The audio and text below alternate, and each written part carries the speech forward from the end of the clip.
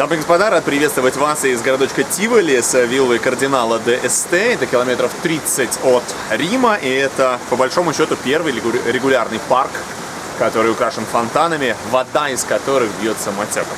Напоминаю, что в скором времени мы вновь запустим абонемент, который будет называться «Заповедная область», и в том числе поедем в Петергоф смотреть не столько петерговские фонтаны, сколько забираться будем на Ропшинские высоты, чтобы понять, как это так.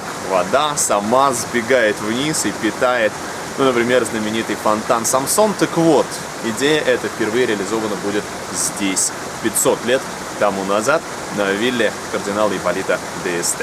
И то, что вы видите сейчас, это и есть та самая аллея сотни фонтанов, где даже в начале января очень весело, шумно и красиво бегут фонтанные струи.